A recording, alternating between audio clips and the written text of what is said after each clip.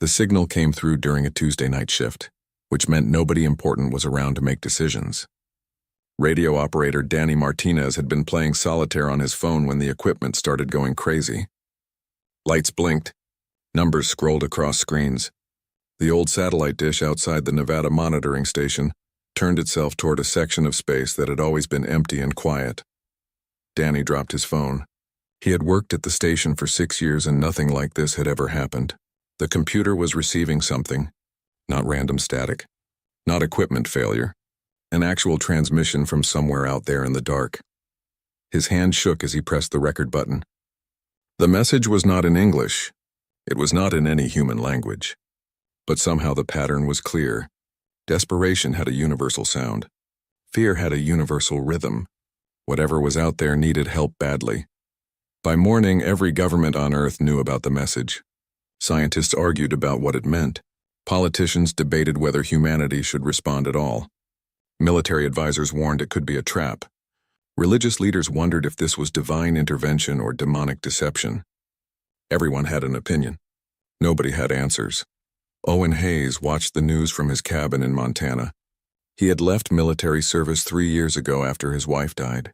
Now he spent his days chopping wood, fixing his truck, and trying not to think too much. But when he saw the signal analysis on TV, something in his chest tightened. He recognized that pattern. He had heard it before in war zones. That was the sound of people dying. His phone rang. He knew who it would be before he answered. "Owen, we need you." General Patricia Stone had been his commanding officer once. Now she was head of the United Earth Space Initiative, a fancy name for humanity's barely functional space program. "I'm retired, Pat. A civilization is dying. They asked for help. We're the only ones who heard." Owen looked out his window at the Montana mountains. 3 years of peace, 3 years of quiet mornings and empty afternoons, 3 years of wondering if he had anything left to give. "When do we leave?" he asked. The ship was called Dauntless, which Owen thought was optimistic for a converted cargo hauler. It looked like someone had welded guns onto a flying warehouse. The crew was a mix of volunteers who didn't know better and veterans who knew exactly what they were getting into. 53 people total, not an army. Barely a platoon. Dr. Rena Okafor met him in the cargo bay. She was organizing medical supplies with the intensity of someone preparing for disaster. "Commander Hayes, I've read about you. Don't believe everything you read. I read that you once held a position for 16 hours with 12 soldiers against 200 hostiles. You called in airstrikes on your own position 3 times. She looked up from her inventory. "Was that true?" "We had good cover. And I was younger." Owen gestured at the medical crates. "You think that's enough? For what we're walking into?" "No, but it's what we have." The other 2 ships in their small fleet were even less impressive. One was a research vessel called Discovery that had never left Earth's orbit.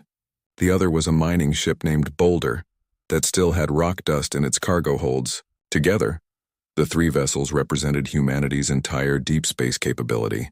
It was pathetic by any measure, but it was moving. Grant Wilson found Owen on the observation deck as Earth shrank behind them. The engineer had grease on his hands and worry in his eyes. "The jump drive is making a sound it shouldn't make. I've patched it together, but I'm not sure how long it'll hold." "How long do we need?" 3 weeks to reach the signal source." 3 weeks back. 6 weeks total if nothing breaks." Grant wiped his hands on his pants. "Everything's going to break, isn't it?" "Probably." Owen clapped him on the shoulder. "That's when you'll figure out how to fix it with duct tape and hope." "I don't think duct tape works in a vacuum." "Then you'll improvise." The jump through hyperspace felt like being turned inside out. Owen had done it twice before in training. It didn't get better with practice. When they emerged, every screen showed the same thing. A planet under attack. Telos 9 hung in space like a blue and green marble, beautiful and dying. Orbital bombardment lit up the night side. Cities burned. Ships that looked like black daggers circled the world, firing again and again at targets below. "My God," Rena whispered. "How many people are down there?" "Sensors show 3 billion life signs," someone reported. "Wait, 3 billion minus 600 million. Life signs dropping fast. 600 million dead." The number was too big to process. Owen forced himself to focus. "Can we communicate with whoever's doing the shooting?" "Trying now, Commander. They're They're responding. The face that appeared on screen was reptilian, scaled, cold-eyed. It spoke in a language the computer struggled to translate, but the message was clear enough. Surrender or die. Leave or be destroyed. This planet was claimed. Humans were not welcome. Owen had been in combat for 20 years. He knew when someone expected him to run. He also knew what happened when bullies thought they could act without consequences. Tell them we're not leaving, Owen said quietly. Tell them the people below asked for help. Tell them humanity answered. Sir, they're powering weapons. So are we. Owen turned to his crew. Get the rescue shuttles ready. Medical teams prepare for deployment. Combat teams to stations. He looked at the burning planet below. We didn't come all this way to watch people die. The Skorath commander sent one final message. Primitive species should know their place in the galaxy. They should understand that some battles could not be won. They should run while they still could. Owen's response was simple. He launched every shuttle they had straight toward the planet's surface, loaded with medical supplies, food, and people willing to help. It was tactically insane. It violated every rule of space combat.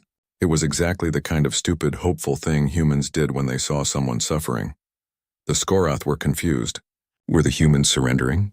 Retreating? Attacking? None of those. Humanity was simply doing what the distress signal asked. They were answering. The shuttle hit atmosphere like a stone skipping across water. Inside, Dr. Rena Okafor held onto her seat and prayed to God she wasn't sure she believed in anymore. Around her, medics and supplies rattled against their restraints. The pilot cursed in 3 languages. We're taking fire, the pilot announced, which everyone could already tell from the way the shuttle lurched sideways. Hold on, they crashed more than landed. The shuttle plowed through what looked like a park before grinding to a stop against something that might have been a statue once. Rena tasted blood. Her head rang. But she was alive. They all were. Out, out, out, she ordered, releasing her harness. The side door blew off and they stumbled into alien sunlight. The first thing Rena noticed was the smell. Burning plastic. Scorched metal.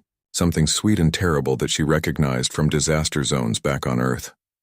Death had a smell that was universal. The second thing she noticed were the eyes. Hundreds of them. Watching from broken buildings and crushed vehicles. Large eyes. Gentle eyes. Terrified eyes. The aliens looked almost human. 2 arms, 2 legs, 1 head. But their skin had a faint blue tint and their fingers were longer than they should be. They wore clothes that might have been normal once but were now torn and dirty. Some were injured. All were scared. One of them approached slowly. It was taller than Rena, thinner and moved with a strange grace even while limping. It made sounds that the translator in Rena's ear struggled to process. Please, help. Children. Dying. Rena didn't need a translator for that. Show me. The alien led them to what had once been a school. Now it was a makeshift hospital filled with the injured and dying. The aliens had tried their best with bandages and medicine, but they clearly had no experience with trauma like this. They were gentle and careful and completely unprepared for war. A small alien child lay on a table, not moving. Blue blood pooled beneath her. Her large eyes were closed. An older alien, maybe her mother, held her hand and made sounds that needed no translation. Grief was universal too. Get me a surgical kit, Rena ordered, and someone find me where that bleeding is coming from. Her team moved like they had trained for this their whole lives. Maybe they had. Earth was not a kind planet. Humans learned emergency medicine because emergencies were common. They understood trauma because trauma was everywhere. They knew how to save lives under fire because fire was always coming. Rena worked on the child for 2 hours. The biology was different, but not so different that she couldn't figure it out. Blood was blood. Hearts needed to beat. Lungs needed to breathe. She adapted. Humans always adapted.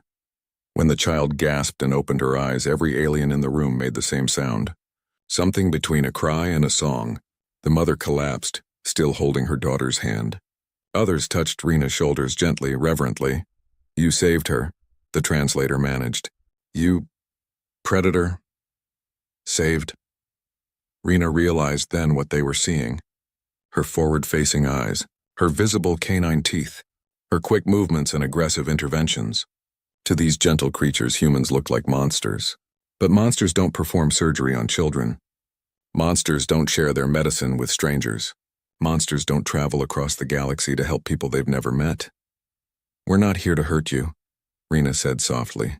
We're here because you asked for help. Outside, the war continued. The Skorath ships in orbit seemed confused about what to do with the human vessels. They were too small to be warships, too primitive to be threats, too stupid to run away. The Skorath commander, Vrask, decided to teach them a lesson about power and hierarchy. 4 Skorath fighters descended toward the human ship Dauntless. Their weapons could punch through the cargo hauler's weak hull easily. This would be quick, except it wasn't. The Dauntless didn't run. It didn't even fight like a proper military vessel. Instead, it launched debris. Random garbage and empty cargo containers exploded outward in all directions. The Skorath fighters scattered to avoid the cloud of junk breaking formation. That was when the Discovery hit them from an angle the Skorath hadn't been watching. Not with weapons. The research vessel didn't have proper weapons. It hit them with a mining laser designed to cut through asteroids. The beam sliced through one fighter's engine. The ship spiraled toward the planet's surface. The remaining 3 fighters regrouped and targeted the Discovery. They fired, but the research vessel was already moving, ducking behind the Dauntless like a child hiding behind a parent. The shots hit the cargo hauler's armored sections, places where Grant had reinforced the hull with every spare piece of metal he could weld together. They're using the planet's magnetic field, the Skorath sensor officer reported. They're hiding in the interference. Vrask couldn't believe it. These primitives were fighting like scavengers, like pirates, like desperate animals with nothing to lose. Where was the honor? Where were the proper formations and formal challenges? All ships, destroy them, Vrask ordered. I want those humans dead. But humans were very hard to kill, mostly because they had spent their entire evolutionary history learning how not to die on a planet that tried to kill them constantly. They understood that honor was a luxury you could only afford when you weren't actually fighting for survival. When survival was on the line, you did whatever worked. The boulder came in from the dark side of the planet, its engines cold, barely visible. The mining ship released a dozen ore containers that it had been hauling. Each container weighed 50 tons. Each one had been aimed at orbital calculations that Grant had spent 3 hours calculating by hand. Because the boulder's computer had crashed, and ore containers smashed into 2. Skorath ships like hammers falling from heaven. No lasers, no missiles, just mass and velocity and basic physics. One ship crumpled. The other spun out of control, its crew dead from the impact. Vrask stared at his screens. He had lost 6 ships. 6. Against 3 primitive vessels held together with what looked like construction equipment and desperate hope. Retreat to high orbit, he ordered. Call for reinforcements. And find out what kind of death world produces creatures this stubborn. His sensor officer checked their database. When he found Earth's entry, his scales paled. Commander, they're from a Category 5 quarantine world. Extreme gravity, hostile biology, radiation exposure, predator saturation. The file recommends complete avoidance. We're already fighting them, Vrask hissed. Yes, sir. The file also notes that humans don't surrender. They don't retreat. They just keep coming until either they win or they're all dead. Vrask looked at the planet below where human shuttles were landing in war zones, where human doctors were saving alien children, where human engineers were probably already teaching the locals how to fight back. He realized with cold certainty that he had made a terrible mistake. He had attacked someone's home while humanity was watching, and humans, it seemed, had opinions about bullies. Paula had been a scientist before the war. She studied weather patterns and seasonal changes. Her biggest concern used to be whether the summer rains would come on time. Now she was trying to understand why the strange aliens from the forbidden world were teaching her people how to build barricades. Grant Wilson stood in what used to be the main transit station, pointing at a map of the city. His translator struggled with technical terms, but his hands did most of the talking. Here, here, and here. These are choke points, places where the enemy has to slow down. We fortify these and we can control their approach. But that's the central marketplace, Paula protested. People shop there. Families gather there. Right now, nobody's shopping. Right now, it's just empty space that gives the Skorath a clear path into your city center. Grant looked at her with tired eyes. I know this is hard, but do you want to live? Paula had never been asked that question so directly before. On Telos 9, life was a given. You were born, you learned, you contributed to society. You grew old peacefully. Nobody asked if you wanted to live because living was not something you had to fight for. Yes, she whispered. We want to live. Then we make them pay for every meter of ground. The other rendered watched as Grant and his engineering team showed them how to turn their own infrastructure into a defensive network. Traffic barriers became tank traps. Underground tunnels became supply routes. The beautiful glass towers that Pala's ancestors had built became sniper positions. Though the rendered had no snipers and barely understood what sniping meant, a young rendered named Toph approached Grant nervously. We don't have weapons. Not real ones. We have tools. We have machinery for farming and construction, but nothing designed to hurt people. Grant smiled in a way that made Pala's instincts scream predator. Everything's a weapon if you use it right. Show me what you've got. What followed was the strangest education Pala had ever received. Grant turned agricultural combines into mobile barriers. He modified construction lifts into elevated fighting positions. He took mining explosives meant for excavation and repurposed them for demolition. The rendered watched in horror and fascination as their tools of creation became instruments of survival. Your people really grew up like this? Toph asked Grant. Always fighting? Always preparing for war? Not always war, Grant said, welding two pieces of metal together. But yeah, always preparing. Earth is beautiful, but she doesn't give anything for free. Hurricanes, earthquakes, floods, droughts, predators, diseases. We learned to plan ahead or we died out. In the medical center, Dr. Rena was teaching a crash course in combat medicine. 20 rendered volunteers sat in what used to be a classroom, trying to understand concepts that should never have been necessary. Triage means making choices, Rena explained. You can't save everyone, so you save who you can save. The worst injured might die anyway. The lightly injured can wait. You focus on the ones right in the middle, the ones where your help makes the difference between life and death. A rendered medic named Sala raised her hand. But how do we decide? How do we choose who lives? You do it fast and you do it based on training, not emotion. I know that sounds cruel, but if you spend an hour trying to save someone who's already dying, 3 other people who could have survived will die waiting. Rena paused. This is the worst part of medicine. But it's necessary. The rendered medics looked sick. Their entire philosophy centered on preserving life, all life, every life. The idea of calculated triage felt like betrayal. But they listened. They learned.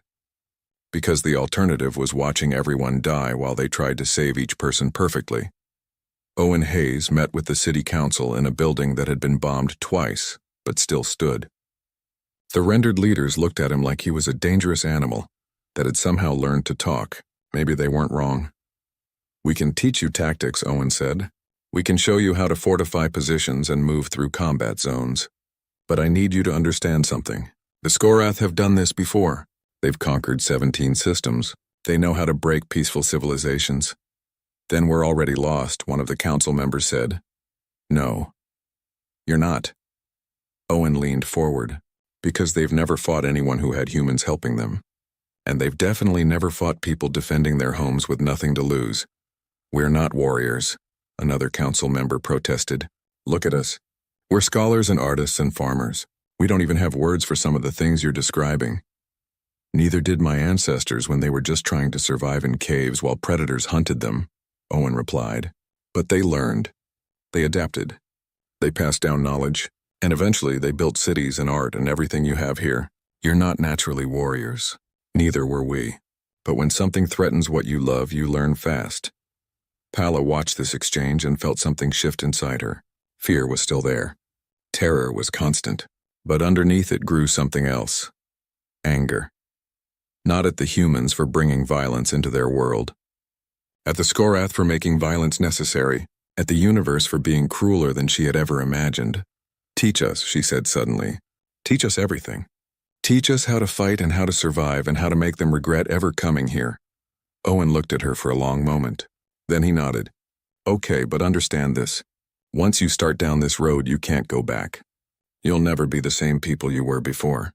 War changes everyone it touches. We're already changed, Pala said.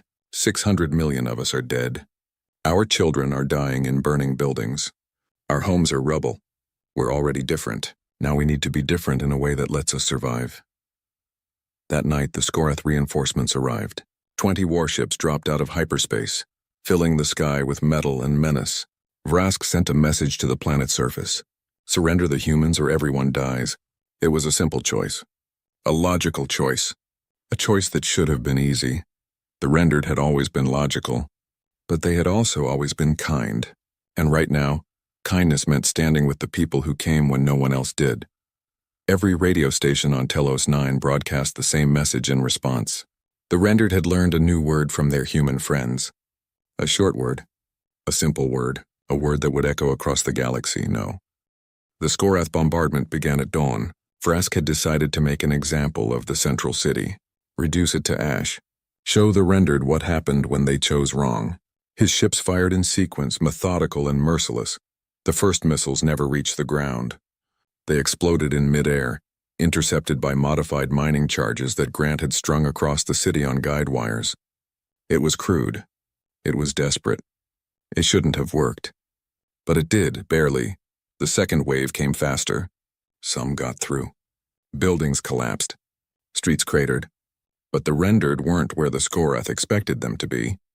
They had evacuated to the underground networks following patterns Owen had mapped out. Not everyone made it, but more survived than should have. In the medical bunker beneath the old university, Rena worked by emergency lighting.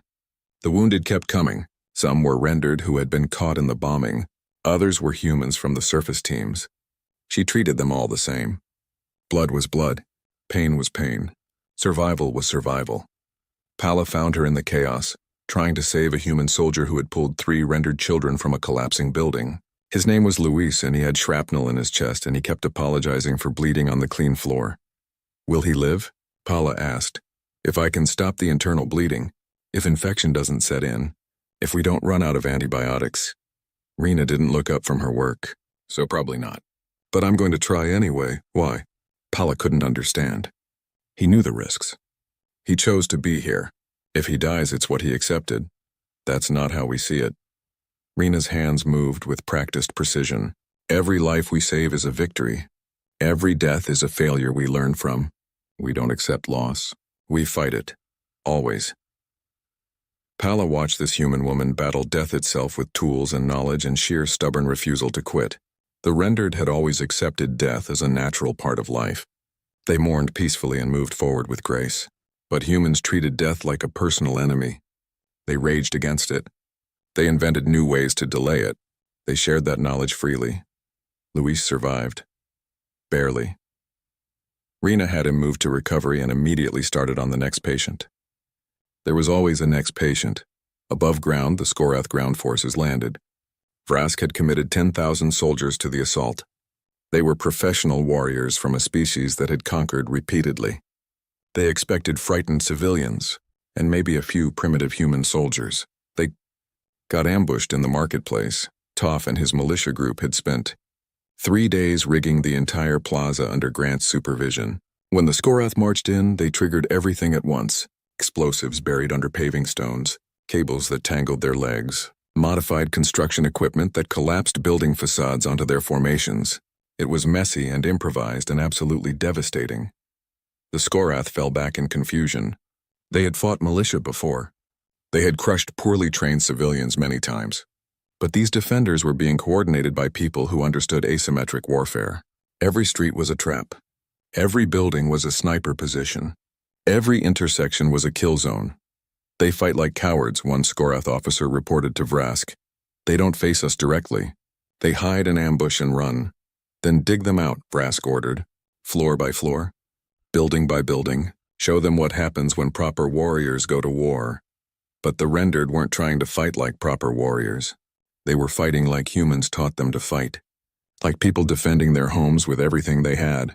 Like parents protecting their children. Like friends standing together against bullies who thought strength gave them the right to take whatever they wanted. Owen coordinated the defense from what used to be a school.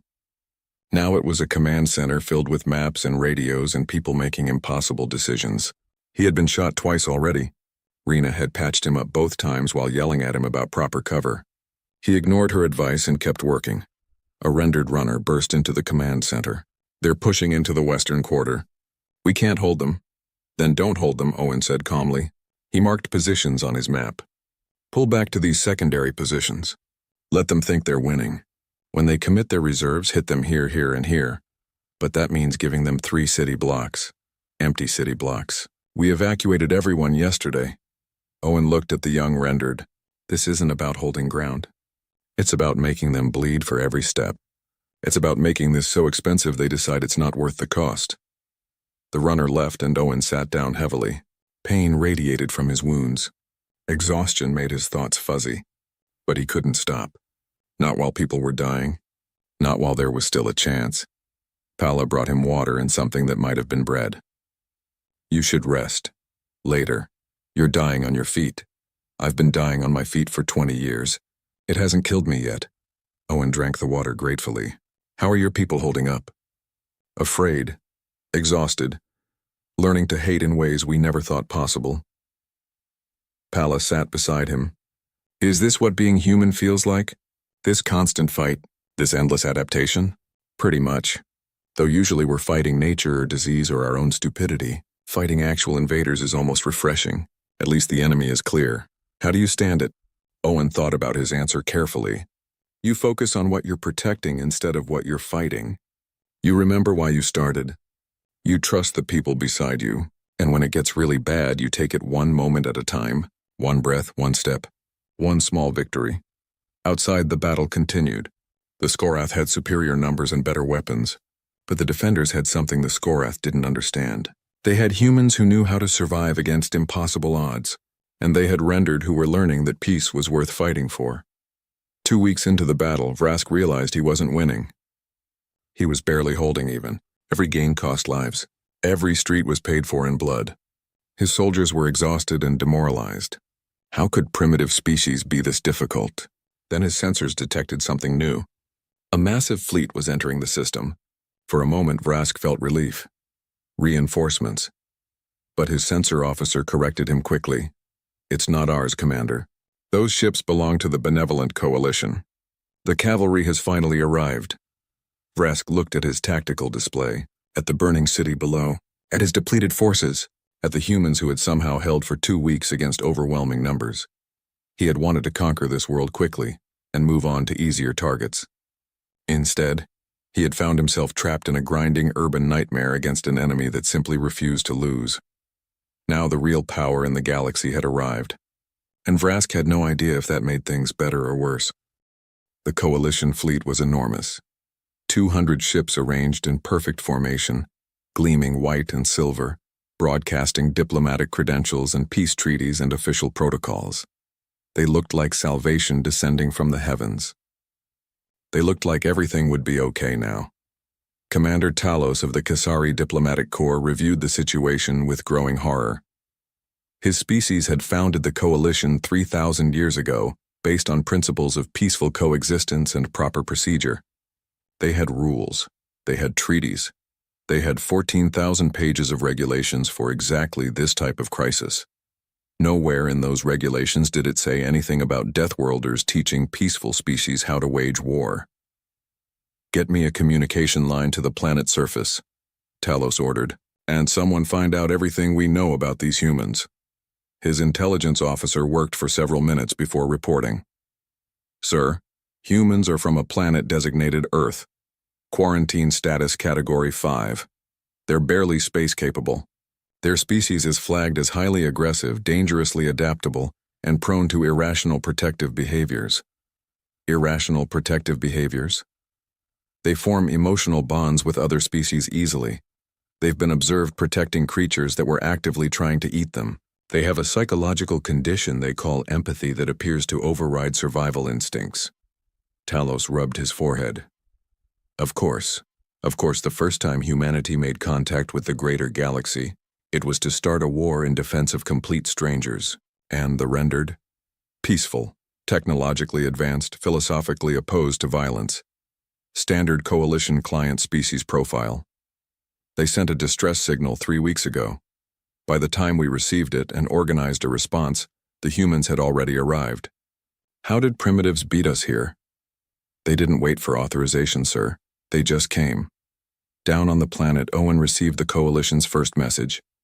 It was very polite and very formal and very clear. All hostilities were to cease immediately. The Skorath would be dealt with through proper diplomatic channels. The humans were to return to their quarantine system and never speak of this incident.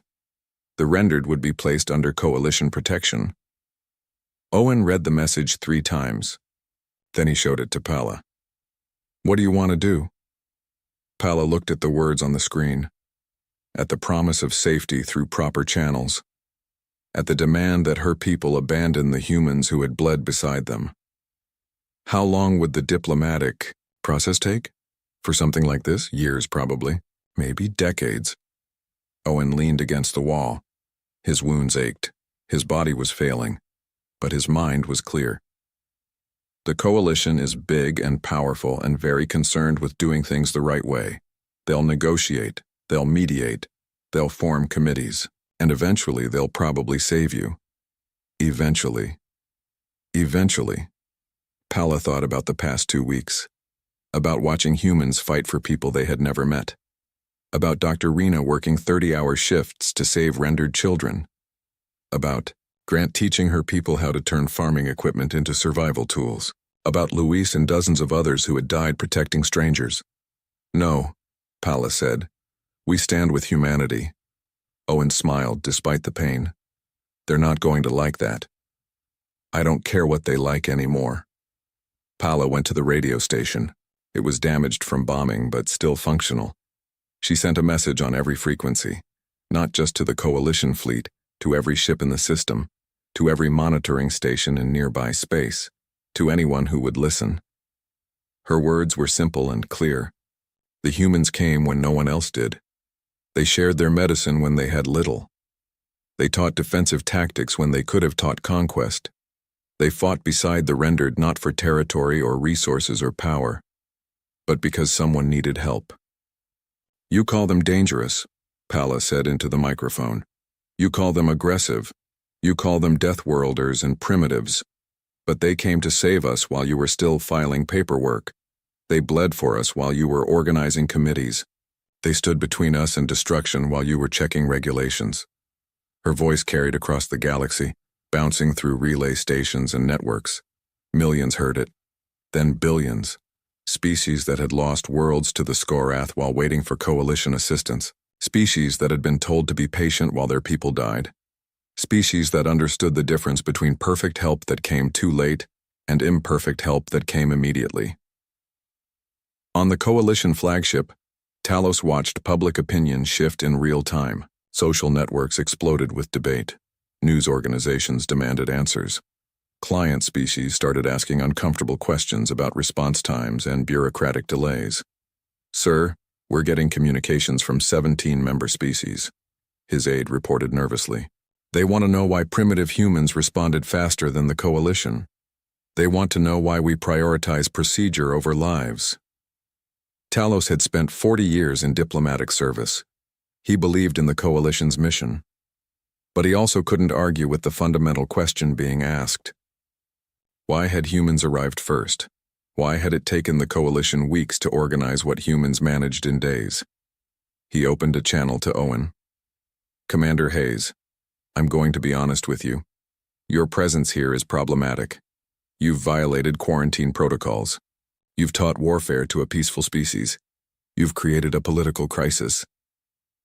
"We also saved 3 billion lives," Owen replied. "Or tried to. How many did we actually save?" Talos checked the numbers. Current rendered population is 2.7 billion.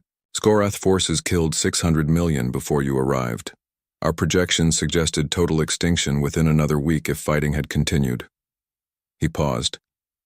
"Your intervention saved approximately 2.7 billion lives, yes. Then it was worth it. That's not how the galaxy works, Commander. We have rules. We have proper procedures for response. We have treaties and agreements and established protocols. And while you were following all those proper procedures, 600 million people died." Owen's voice was tired but firm. "I'm sure their deaths were very properly documented." Talos felt something he hadn't felt in years. Shame. "What do you want, human?" "We want to help people, that's all. When someone asks for help, we want to be able to answer." Owen paused. We're not asking to join your coalition or become a member species. We're not even asking for your approval. We're just saying that next time someone sends a distress signal, we're going to respond. You can file all the paperwork you want, but we're going to show up." Silence stretched across the communication channel. Talos made a decision that would change galactic politics forever. Or maybe he just acknowledged a change that had already happened. The Coalition recognizes humanity as an emergency response partner, Talos announced. "You're not member species. You don't follow our full regulations. But when crisis exceeds our response capability, you're authorized to intervene. There will be restrictions. There will be oversight. But there will also be acknowledgement that sometimes the galaxy needs help faster than bureaucracy allows." On the planet's surface, in a bombed-out school that had become a command center, Owen Hayes smiled. It wasn't perfect. It wasn't everything he wanted. But it was a beginning. And sometimes, beginning was enough. The Scorath left 3 days later. Vrask received orders from his superiors to withdraw and accept Coalition mediation. He looked at the ruined city one last time. 23 ships lost, 4,000 soldiers dead, all because he tried to bully a peaceful species that happened to have humans nearby. "Log this in the war archives," Vrask told his recorder. "Species designation human. Avoid at all costs. They are small and primitive and completely insane. They will fight you with garbage and hope, and they will somehow win." His ship jumped to hyperspace. The remaining Scorath forces followed. They left behind scars and memories and a hard lesson about underestimating Deathworlders. In the city, reconstruction began immediately. The rendered worked alongside humans, clearing rubble and rebuilding infrastructure. But something had changed fundamentally. The rendered moved differently now. They watched their surroundings with new awareness. They carried tools that could be weapons if needed. They had learned that peace required the strength to defend it. Pala found Owen sitting in the ruins of what used to be a plaza. He was watching the sunset. His bags were packed beside him.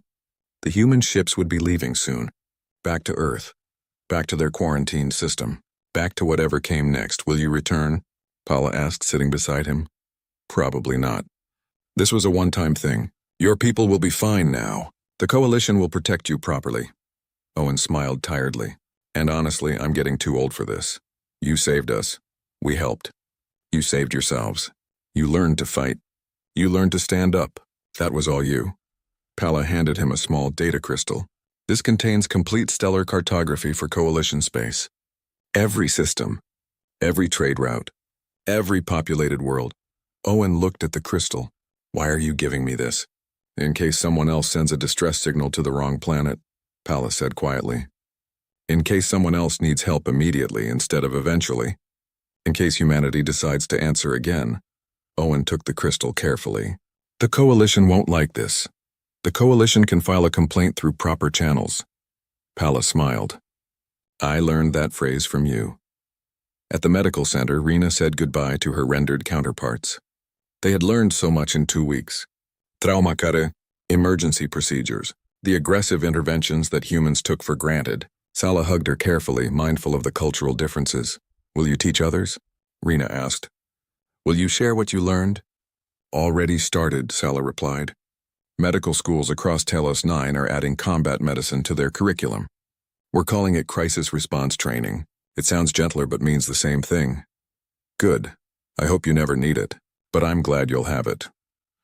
Grant left behind technical manuals that would have taken rendered engineers decades to develop on their own. Defensive architecture, improvised weapons, emergency systems. Toph accepted the documents with reverence. "Why give us this knowledge?" Toph asked. "Won't it make us dangerous?" "Knowledge doesn't make you dangerous," Grant replied. "It makes you prepared. What you do with it determines danger. I trust you to use it wisely." The 3 human ships lifted off together. They were damaged and barely functional and held together with patches and prayers. They had lost 19 crew members during the fighting. Their supplies were nearly gone. Their fuel was running low. By any rational measure, the mission had been costly and dangerous and probably not worth it. But in the cargo hold of the Dauntless, there was a crate filled with letters. Thousands of them, handwritten by rendered children and adults. Thank you notes and drawings and promises to remember. Every human on the 3 ships had at least one letter. Some had dozens. Luis, who had almost died saving rendered children, had received a letter from the mother of one of those children. It simply said, "You gave my daughter a future. I give you my eternal gratitude." He read it during the jump home and cried. His crewmates pretended not to notice. On Earth, their return was complicated. Politicians argued about unauthorized military action. Military leaders demanded explanations for protocol violations. News organizations couldn't decide if the crew were heroes or reckless idiots. Public opinion was divided, but then Paula's broadcast reached Earth. Her speech about humans coming when others wouldn't, about choosing immediate help over perfect help, about standing with people who stood with you. It played on every channel. It was shared billions of times. It changed the conversation entirely. 3 months later, the United Earth Council established the Emergency Response Fleet. Not a military force. Not a conquest armada. Just ships ready to answer distress calls. Volunteers who understood that sometimes people needed help right now, not after paperwork was filed. Owen was offered command. He declined. Give it to someone younger. Someone who won't die of old age halfway through the response. But he agreed to train the new commanders, to pass down the lessons learned on Telos 9, to teach the difference between fighting for conquest and fighting for protection. Dr. Rena became the chief medical officer for the entire program. She developed training protocols based on her experiences: combat medicine, alien biology basics, emergency adaptation procedures. Her first class had 200 students. By the second year, there were 2,000. Grant wrote a manual called Engineering Under Fire, a guide to improvisation. It became required reading for every coalition engineering school within 5 years. The Kasari published it with a foreword that said, "Sometimes the best solution is the one that works right now, not the one that works perfectly later." In coalition space, humanity's reputation shifted. They were still quarantined. They were still considered dangerous. But now they were also considered reliable. When disasters struck, when pirates attacked, when natural catastrophes overwhelmed local response, people started sending signals toward Earth, not through official channels. Just quiet requests, just hopes that someone would hear. And humanity heard. They always heard, because that's what they did. They listened for voices in the dark. They responded to cries for help. They showed up when showing up mattered most. 5 years after Telos 9, a mining colony in the outer reaches sent a distress signal. Asteroid impact, thousands trapped. Life support failing. Coalition response time 6 days. They wouldn't make it that long. A human ship called Hope arrived in 37 hours. The crew worked alongside coalition rescue teams when they finally arrived. Nobody argued about jurisdiction or protocols. They just saved lives. The colony administrator asked the human captain why they came so fast, why they risked so much for strangers. The captain, a young woman named Destiny who had trained under Owen Hayes, smiled and said, "Because you asked for help? And when people ask for help, humanity answers." That was the message Earth carried to the galaxy. Not conquest, not dominance, not superiority, just a simple promise. Call for help and we will come. We might not have the best equipment. We might not follow proper procedures. We might be primitive and crude and improvising as we go. But we will come, and we will stand beside you, and together we will face whatever darkness threatens, because that's what humanity does. They answer.